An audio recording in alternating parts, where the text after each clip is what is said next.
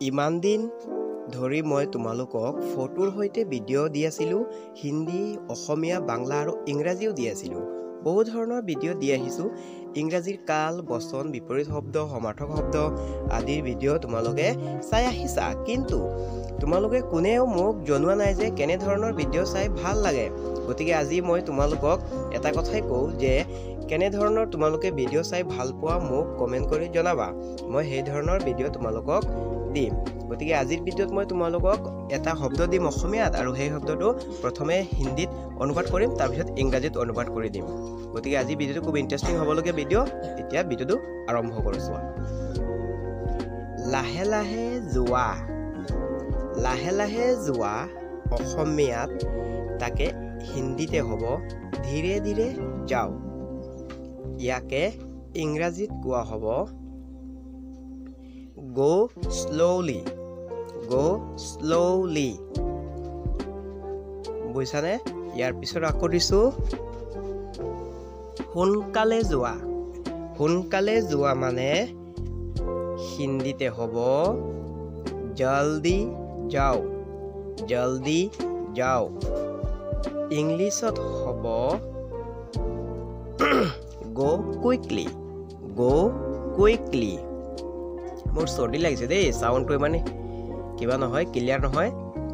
হি খৰি কাটি আছে খৰি কি বস্তু চিনি পোৱা নে তোমালোকে হি খৰি কাটি আছে তাকে হিন্দীত वो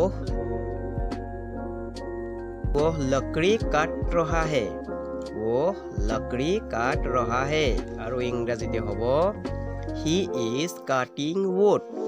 মানে কাঠকো কোৱা হয় খৰিকো কোৱা হয় ইংলিছত দেই তুমি দলিয়াই দিয়া এইবিলাক ভালকৈ চাবা খুব ইম্পৰ্টেণ্ট শব্দ অৰ্থ দেই চোৱা হিন্দীতে তুম फेंक दो in English you throw away throw মানে দলিয়াই দিয়া away মানে ওপৰলৈ পলাই দিয়া তেনেকৈ বহুত ধৰণৰ কথা বুজায় এটা শব্দই দেই চোৱা আকৌ দিছো মই দাঙি লৈ আহিম মানে मैं उठा के ले आऊंगा উঠাকে মানে দাঙি লৈ অহাকে কোৱা হয় ইংৰাজীত I will pick it up and bring it বুজি পাইছানে পিক মানে কাক কোৱা হয় উঠোৱাকে আপ মানে ওপৰত bring মানে আনা সি এজন দোকানী वो एक दुकानदार है that means in English he is a shopkeeper spelling to ভালকৈ চাই লবা মই এজন খেলুৱৈ মানে मैं एक खिलाड़ी हूँ in English I am a player মানে খেলুৱৈ তাই এজনী নাচনী in Hindi वो एक नर्तकी है বুজিছানে নাচনী মানে নৰ্তকী কোৱা হয় হিন্দীত আৰু ইংৰাজীত কোৱা হ'ব she is a dancer মানে নাচনী ডেন্সাৰ মানে ল'ৰাক আৰু ছোৱালী দুজনকো বুজায় দেই তেওঁ এজন শিক্ষক বা শিক্ষয়িত্ৰী हिंदी में होगा वो एक शिक्षक या शिक्षिका है और अंग्रेजी में होगा he is a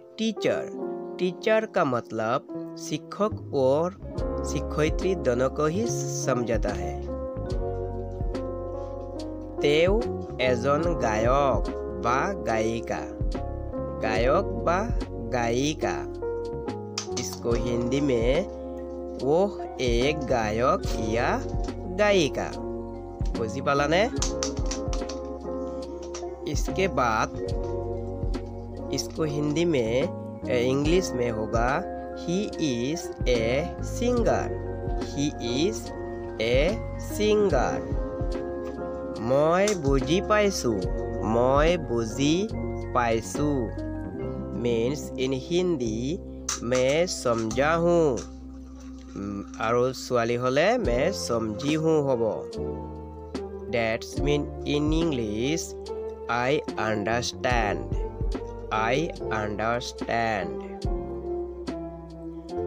অলপ ৰখা আমি কিবা কথাত কওঁ নহয় অলপ ৰখা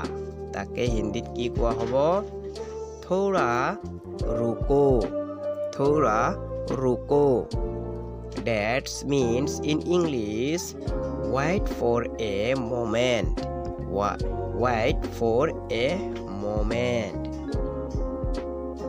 অলপ ৰ'ব আমি কাৰোবাক কওঁ নহয় অলপ ৰ'ব আৰু পিছত বুজাম দেই চোৱা অলপ ৰ'ব মানে থোৰা ৰুকিয়ে ইয়াক কাক আমি ডাঙৰ মানুহক বুজাইছো ৰ'ব মানে ৰুকিয়ে ইংৰাজীত হ'ব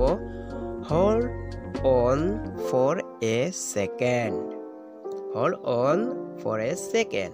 আকৌ চোৱা তই অলপ ৰ আমি আমাতকৈ সৰু কি বুলি কওঁ ৰ তাকে কি ক'ব হিন্দীতে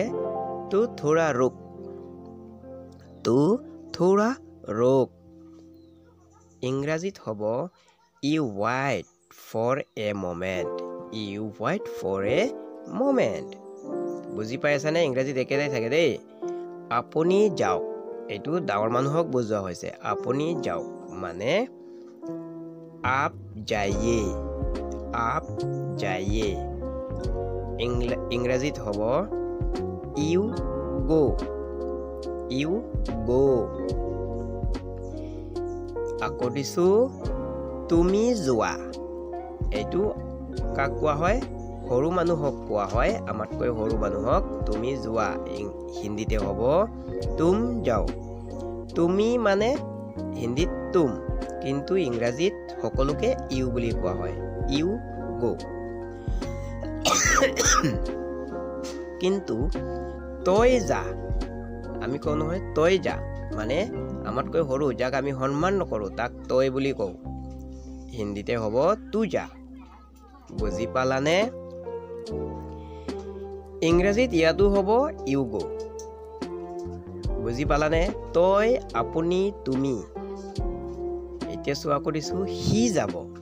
সি যাবতো তোমালোকে জানাই তথাপিও ভালকৈ বুজি লোৱা সি যাব মানে ও যায়গা আৰু ইংৰাজীত হ'ব কি হ'ব হি উইল গো বুজি পালানে এইবিলাক সৰু সৰু শব্দৰ অৰ্থবিলাক জানিব লাগিব কিন্তু চোৱা মই দিছো আকৌ সিহঁত যাব মানে কি কোৱা হ'ব হিন্দীতে কোৱা হ'ব वे जाएंगे মানে ইয়াত ডাঙৰ মানুহক বুজোৱা হৈছে সিহঁত বুলি ক'লে ডাঙৰ মানুহ হয় নহয় they will go ইংৰাজীত হ'ব they will go সিহঁত আমি যাম নিজকে কোৱা হৈছে আমি যাম মানে আমাৰ লগত আৰু মানুহ আছে আমি যাম তাকে কি কোৱা হ'ব হিন্দীতে हम जाएंगे ইংৰাজীত হ'ব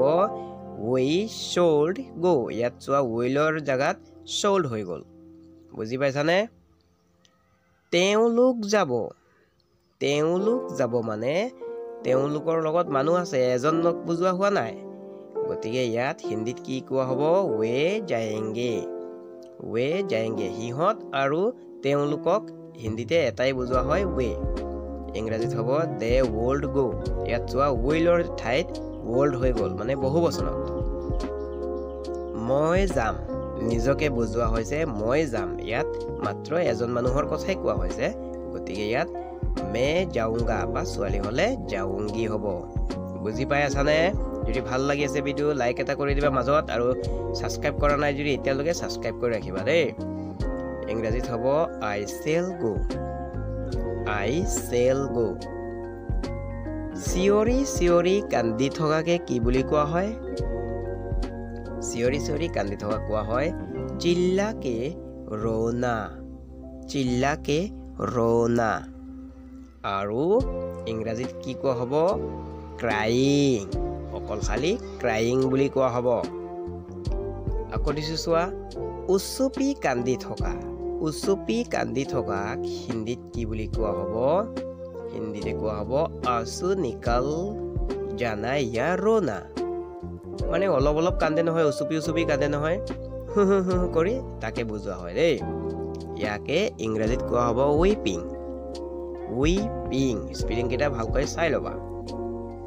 আকৌ চোৱা হা কৈ ডাঙৰকৈ হাহাকে হিন্দীত কি বুলি কোৱা হয় আৰু ইংৰাজীত কি কোৱা হয় বুজাই আছো চোৱা ডাঙৰকৈ হাহাকে কোৱা হয় হাসনা বুজি পালানে আৰু ইংৰাজীত কোৱা হ'ব লাফিং যেনে আমি হা হু কৈ হাহু নহয় তাকে বুজোৱা হয় কিন্তু